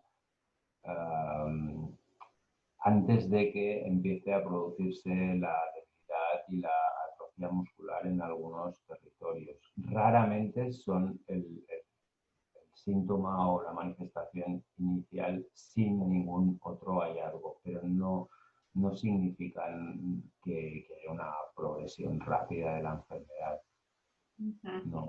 Vale, pregunta, ¿existen varios tipos de ELA? Existen muchísimos tipos de ELA, creo yo. Muchísimos. Y no solo por la manera de presentarse, sino que existen muchos tipos de ELA si atendemos a los hallazgos cuando hacemos estudios neuropatológicos, o sea, cuando exploramos los cerebros, cuando hacemos estudios genéticos y cuando vemos las manifestaciones clínicas, que son muy diferentes de un paciente a otro, muchas edades de inicio, muchas progresiones diferentes. Yo creo que en realidad estamos hablando de enfermedades diferentes que se manifiestan con rasgos comunes y creo que eso es muy importante y hace que precisamente sea muy difícil entender esta compleja enfermedad. Carmen ha enseñado un gráfico muy interesante en el que demuestra todos aquellos sitios donde a lo largo de la neurona, sitios y mecanismos diferentes, sabemos que hay cosas que fallan y a veces fallan varias simultáneamente. Es como un puzzle de enfermedad y esto lo hace muy complicado tanto a la hora del diagnóstico como a la hora de entender lo que está ocurriendo, como a la hora de buscar un remedio a la enfermedad, porque probablemente debemos atacar desde muchos sitios diferentes. Dice, los pacientes la pueden desarrollar, bueno, solo ya lo contestaba, de forma diferente en los síntomas y en el tiempo, ¿no? Lo habías comentado. Sí. una persona pregunta, ¿la esclerosis lateral primaria cursa con problemas respiratorios? La esclerosis lateral primaria, por definición, no cursa con problemas respiratorios. ¿Cuál es el problema? Que una esclerosis lateral amiotrófica clásica inicialmente puede ser clasificada como esclerosis lateral primaria porque, ¿por qué? Porque no hay signos de segunda neurona motora. Pero estos pueden aparecer, según los datos que tenemos de los estudios realizados, pueden aparecer en el transcurso de los 5 primeros años. O sea, durante 5 años podemos estar diciendo a un paciente, tienes una esclerosis lateral primaria, y el 6.º año convertirse en una esclerosis lateral amiotrófica clásica. Entonces, no hay nunca una frontera en la que puedas estar absolutamente seguro que aquel paciente solo tiene signos de primera neurona motora y no va a desarrollar de segunda, y por lo tanto no va a desarrollar afectación respiratoria. La frontera clásica son 4 años, ¿vale? Pero todos, cuando hemos visto suficientes pacientes, y seguro que a Carmen le ha pasado, hemos visto pacientes que llevan más de 10 años con signos de primera neurona motora y aparecen al cabo de los 10 años signos de segunda, ¿no? Sí, de hecho preguntaba, si tengo esclerosis lateral primaria, ¿puedo pasar a ELA? Y contestas que sí. Contesto que sí. Lo habitual es que a partir de los 4 años, no. Esto es lo habitual, ¿vale? Y la prudencia sería, durante los primeros 4 años, decirle al paciente que hay que ser expectante y hay que vigilar la evolución. A partir de los 4 años es muy raro, pero ¿es imposible? No. Vale, comentan también, tengo entendido que los afectados necesitamos más hidratos de carbono y calorías, puesto que no lo asimilamos bien. ¿Es cierto? No tengo ningún conocimiento sobre el tema. No, sé que tienen problemas de nutrición, pero básicamente son debidos a múltiples factores, ¿no? Un mecanismo metabólico, un consumo energético exagerado, dificultades para la alimentación, no ya solo por las dificultades para tragar, sino también por las dificultades para manipular. No tengo información al respecto sobre la asimilación de hidratos de carbono, ¿no? Sé que hay problemas de desnutrición, pero son globales, básicamente proteicas. Y la última es algún complejo vitamínico. Sabéis que hay personas que se gastan francamente una cantidad de dinero importante en complejos vitamínicos al mes. Nosotros como asociación es algo que siempre comentamos, que no hay ninguna evidencia científica. No hay ninguna evidencia científica, y si no hay identificado un déficit de proteína, de vitaminas específico, no es necesario suplementar con vitaminas. La mayoría de pacientes pueden necesitar suplementos proteicos, pero por problemas para alimentarse, pero no vitamínicos. Vale, bueno, pues, y la última era, ¿hay expectativas de alguna medicación específica para la ELA genética? O sea, ¿vais a diferenciar en el tratamiento en fármacos? Es probable. Bueno, de hecho, Carmen ha explicado muy bien la terapia específica para SOD1, y es probable que en los próximos años, y quizá son los tratamientos que probablemente van a tener más éxito, son aquellos dirigidos a las formas genéticas. Y es muy probable que el siguiente sea el cromosoma 9, ¿vale? Esto no quiere decir que se tenga que hacer los test genéticos a todos los pacientes, ¿no? Creo que el motivo para hacer un test genético debe ser diferente a este, porque si antes he explicado que hay pacientes sin antecedentes familiares que tienen mutaciones y dirán, pues que me lo hagan a mí para que cuando salga el medicamento yo esté preparado.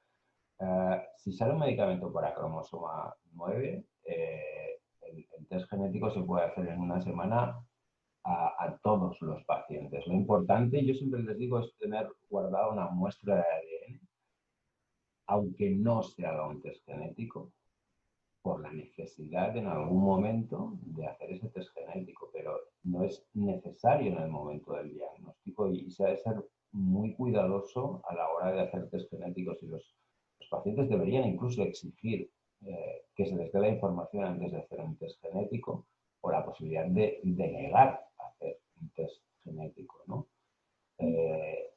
Requiere una información específica al respecto.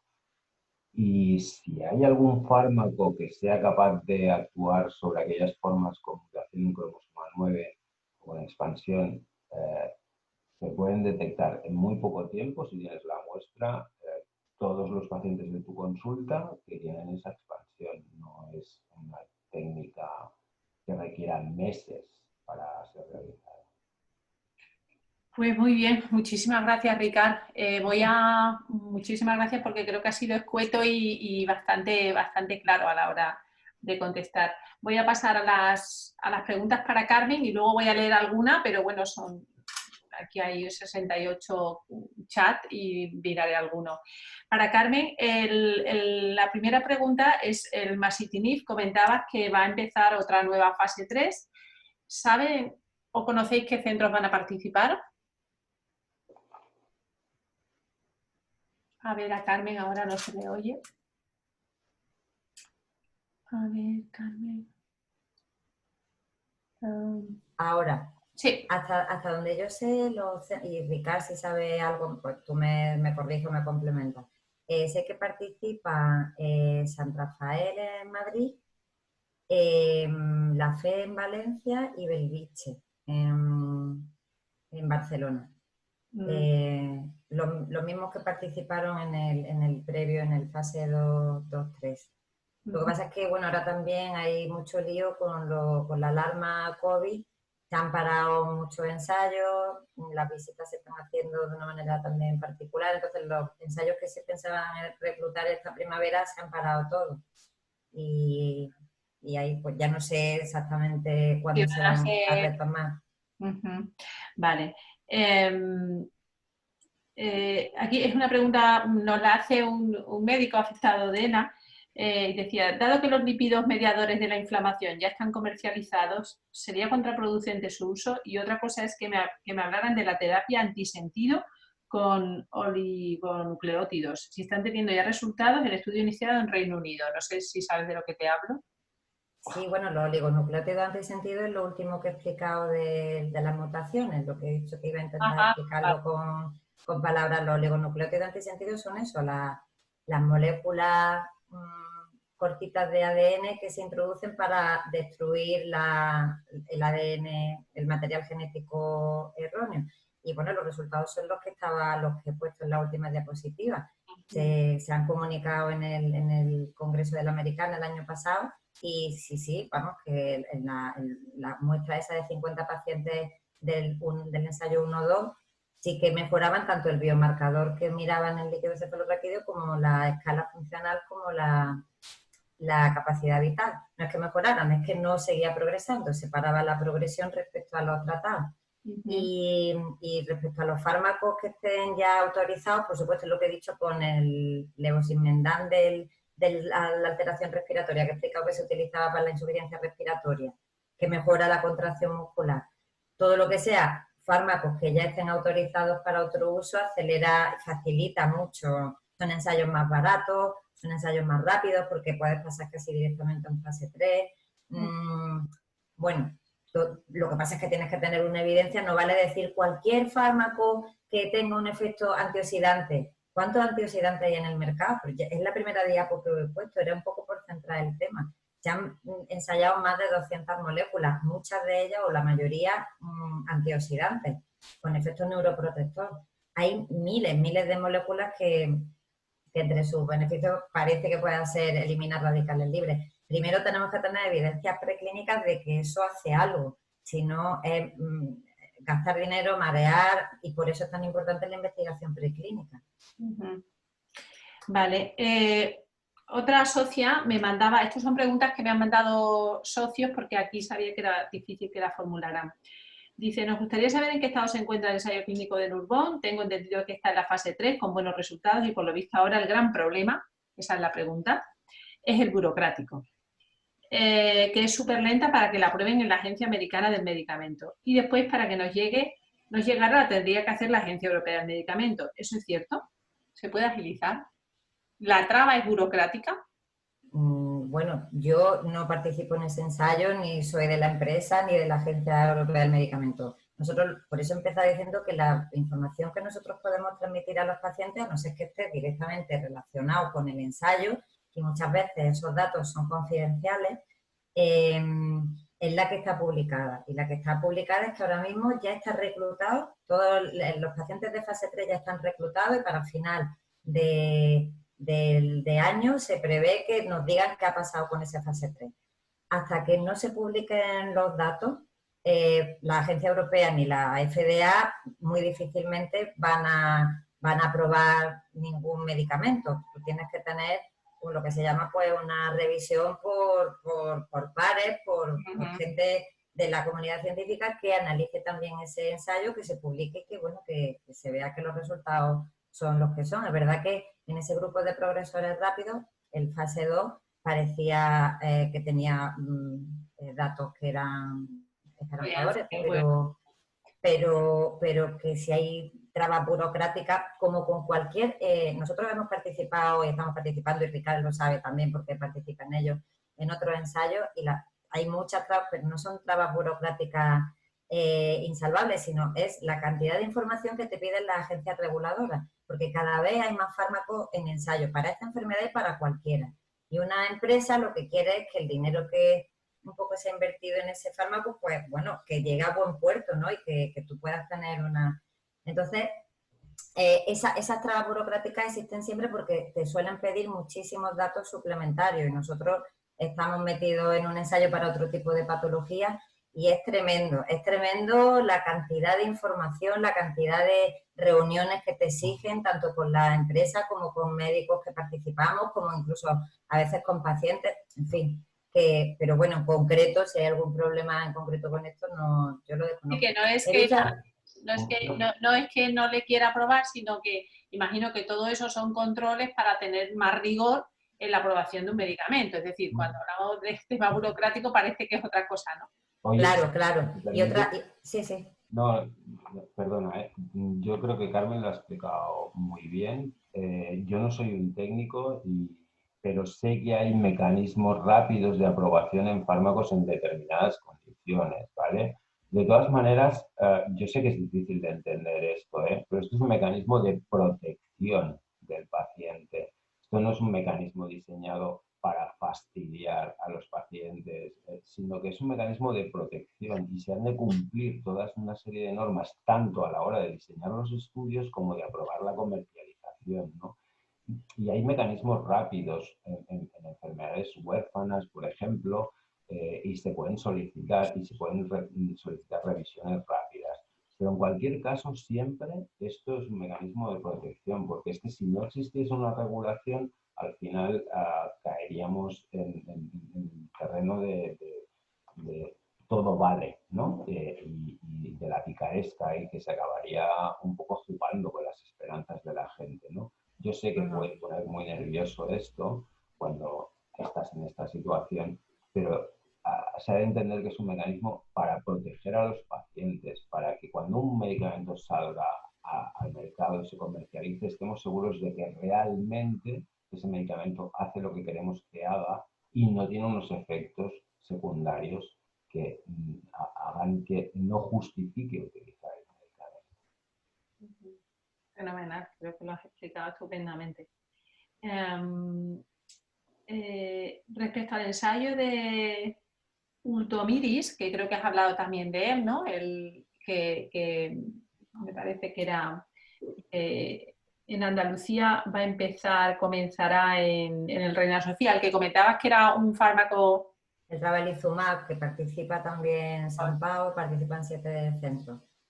Bueno, Ricard podrá explicarlo mejor. Se acaba de aprobar, pero todavía no se ha iniciado. No, y también has explicado muy bien que el COVID nos ha trastocado totalmente porque el acceso a las visitas, las pruebas de función respiratoria que son imprescindibles en cualquier ensayo, lo han complicado mucho. Yo creo que el ensayo comenzará en breve, probablemente durante el verano. Pero claro, también has explicado muy bien lo que es un ensayo. Un ensayo es tirar una moneda al aire. No quiere decir que ese fármaco que estamos ensayando seguro que va a ser efectivo. Puede ser incluso perjudicial, como has explicado en tu primera diapositiva, y eso no lo sabemos, y por eso se llama un ensayo, porque no sabemos si el fármaco es efectivo o no.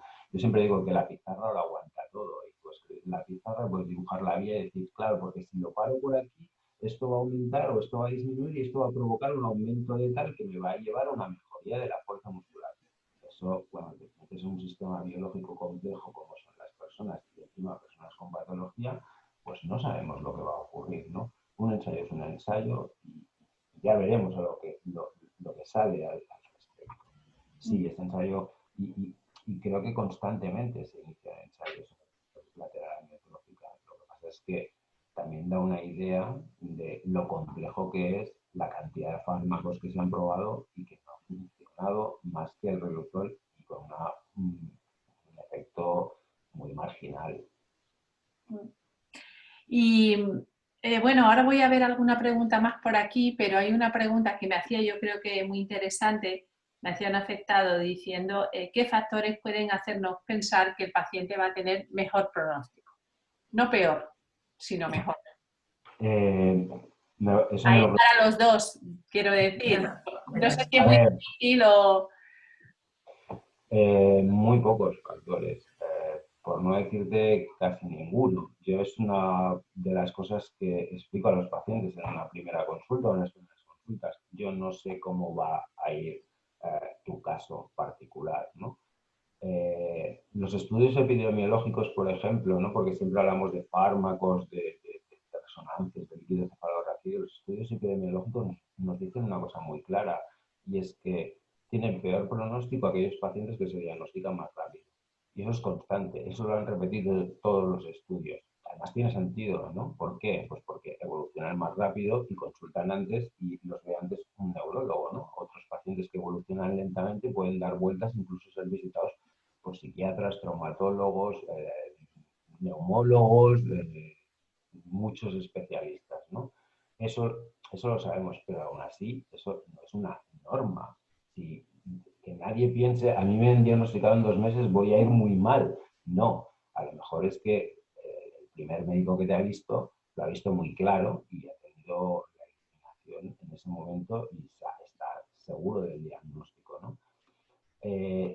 Hay estudios de biomarcadores, nosotros acabamos de publicar hace poco el estudio de ciertos biomarcadores en el líquido cefalorraquídeo también se asocian con mejor o peor supervivencia en función de los niveles de marcador en el líquido cefalorraquídeo. ¿Qué quiere decir eso? ¿Que me pinchen y me hagan el estudio para que me digan si?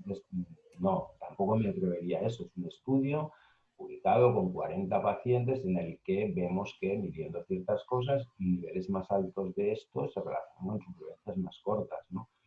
Todo eso nos hace aprender sobre la enfermedad, pero no nos permite decir cómo van a ir las cosas. Y yo, después de 15 años viendo pacientes, no me atrevo a decir qué paciente va a ir rápido y qué paciente va a ir lento. Me parece imposible. Y creo que por ahí en algún sitio se decía lo de las formas genéticas más lentas. No, no es cierto. No. Algunas formas genéticas son más lentas, pero no todas. Hay formas genéticas que van muy rápido y formas genéticas que van muy lentas. Además es que a menos que yo tenga información de la historia familiar de un paciente, nunca puedo decir, viendo a un paciente, si ese paciente va a tener una forma genética. Yo no me atrevo a decir si ese paciente va a tener o no una forma genética, excepto si me dice, es que en mi familia hay 3 casos ya, pues sí, seguramente esto va a ser una forma genética. Pero si no hay ningún caso en la familia, es imposible decir qué forma va a ser genética. Yo creo que es imposible de contestar eso. Muchas gracias. No sé, Carmen, si quieres comentar o añadir algo. No, nuestra experiencia es la misma que la que cuenta Ricard. Al principio con la forma genética, sobre todo con las primeras, con SOD1, que fueron las primeras familias que se diagnosticaban, no sé, salían artículos de, son formas más lentas, y en la misma familia estás viendo pacientes que llevan 20 años progresando lentamente y resulta que su hermano lo diagnosticaron y en 3 años falleció. tenemos pacientes así, entonces, bueno, pues igual que en las esporádicas, supongo que igual que no le puedes decir a un paciente cuando llega cómo va a ser su evolución.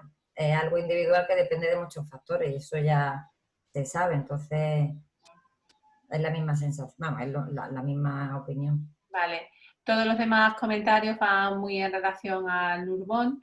Hay una persona que dice, bueno, ¿se podría comprar en Estados Unidos? Es que no está comercializado. Claro, no está comercializado. Vale. Imaginásemos que se comercializa el año que viene en Estados Unidos, ¿puede comprar un ciudadano español? Entiendo que sí, ¿no? Es que como uso, es lo que explicaba antes, si se aprueba y la Agencia Europea del Medicamento es como cualquier fármaco, se introduce la vía rápida que normalmente para este tipo de enfermedades es la que se solicita, antes de que esté comercializado y que tenga un precio de venta al público, que es lo que pasa con muchos fármacos de este tipo, se puede solicitar el uso compasivo.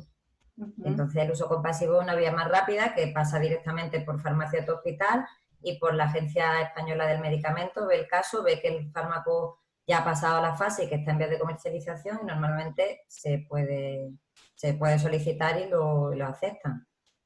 Vale, fenomenal. Tendremos que esperar hasta finales de año, ¿no? Como hemos comentado, hasta que termine el ensayo y tal. Vale. Y bueno, preguntan por qué los ensayos descartan a personas que tienen ventilación.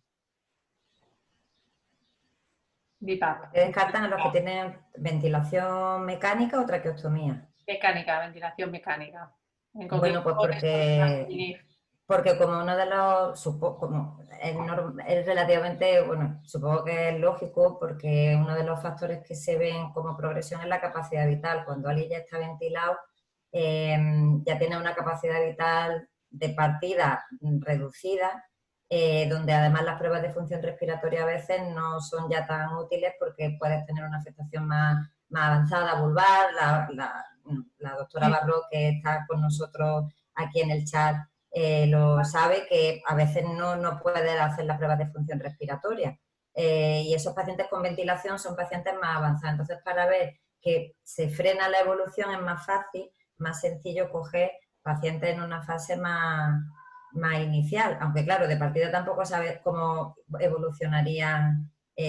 Por eso a veces es muy útil tener un seguimiento previo y si, bueno, en unidades como la nuestra, como la de Ricard, que tienen los datos bien recogidos, se puede estimar cómo ha sido la evolución previa y incluir a pacientes que tengan un seguimiento muy estrecho previo es muy útil para ver cómo evolucionaban antes. No es lo mismo coger una forma que lleve un montón de tiempo, por eso también el tiempo de evolución es importante para el reclutamiento. El tiempo de evolución desde el primer síntoma.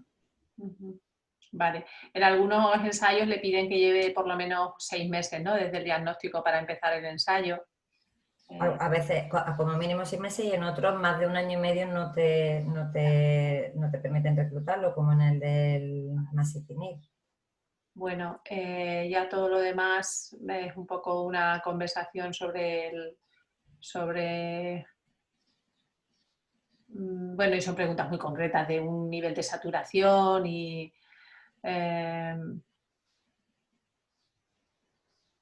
dice, ¿no va a ser muy difícil encontrar un fármaco con tantas gelas diferentes? Sí, he visto esa pregunta ahí, que sí, eso es lo complicado, el tener tantas gelas diferentes.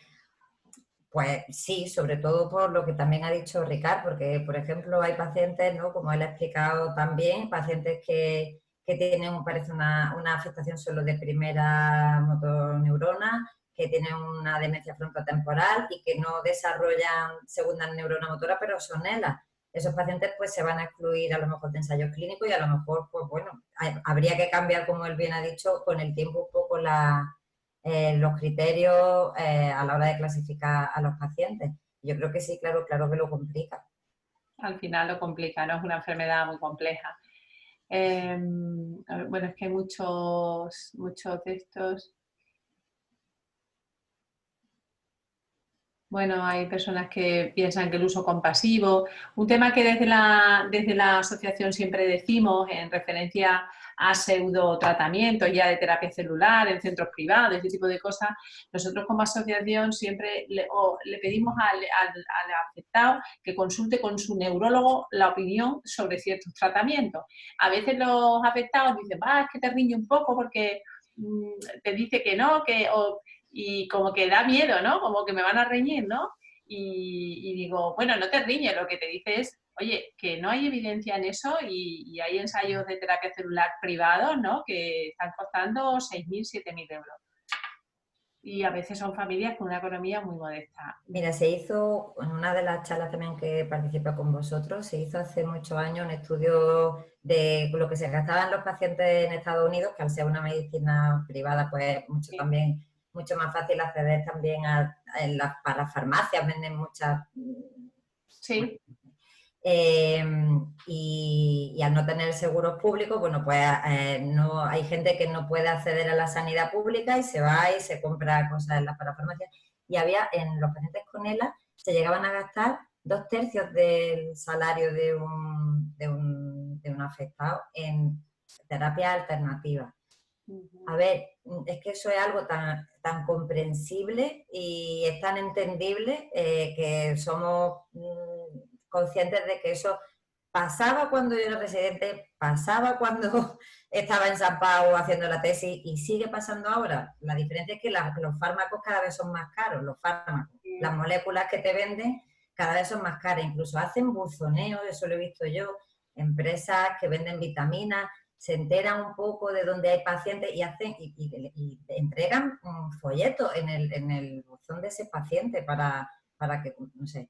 Bueno, nosotros simplemente lo que damos es información, que yo creo que es lo más importante, informar. Yo no le digo que no lo hagan, le digo que no está recomendado y que se van a gastar dinero sin que tenga sentido. Yo no le digo lo que tiene que hacer, pero sí que le recomiendo lo que tiene que hacer y lo que no tiene que hacer. Y dónde no invertirlo, ¿no? Bueno, más o menos un poco es información sobre el trical que ya has comentado que se hace y básicamente todo creo que va en relación al Lurgón, que ahora mismo es el medicamento que en su momento fue el masitinib y no sé si, bueno, podéis ver vosotros también las preguntas, ¿no? Pero yo creo que más o menos hemos contestado o habéis contestado todas las preguntas que se han comentado. También deciros que, bueno, que si alguna persona hay alguna pregunta que quiera hacer llegar o que no quería hacerla públicamente y quiera hacerla, porque si le damos la voz a todo el mundo somos 64 personas y va a ser difícil, ¿no? Me la hacéis transmitir a la asociación, que tenéis todos mi correo y yo se la hago llegar a Carmen Paradas y a Ricard.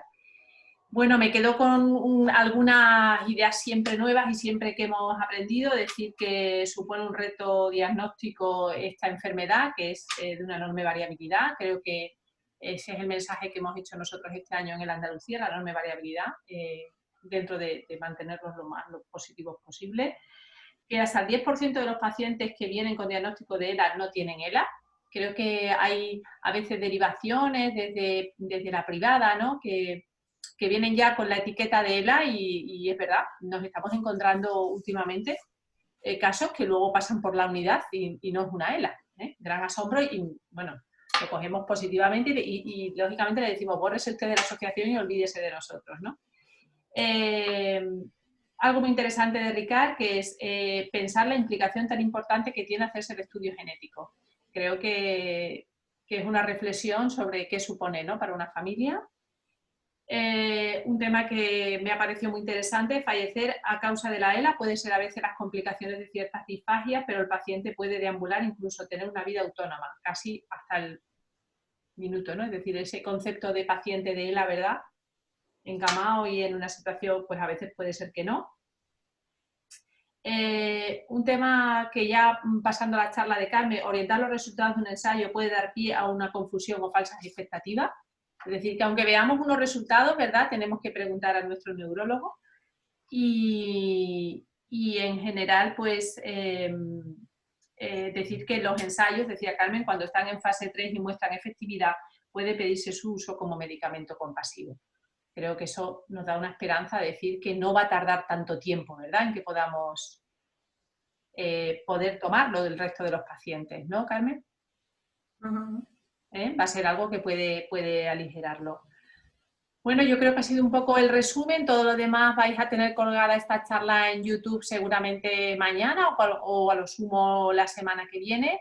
Y bueno, darle millones de gracias a Carmen por estar con nosotros y después de unos días difíciles, y a Ricard por su amplio conocimiento en genética y por darnos también un rayito de luz, ¿no?, sobre la enorme variabilidad de esta enfermedad. Y millones de gracias a todos los asistentes por estar con nosotros, ¿vale? Muchas gracias. Muchas gracias a todos. Adiós. Adiós, adiós.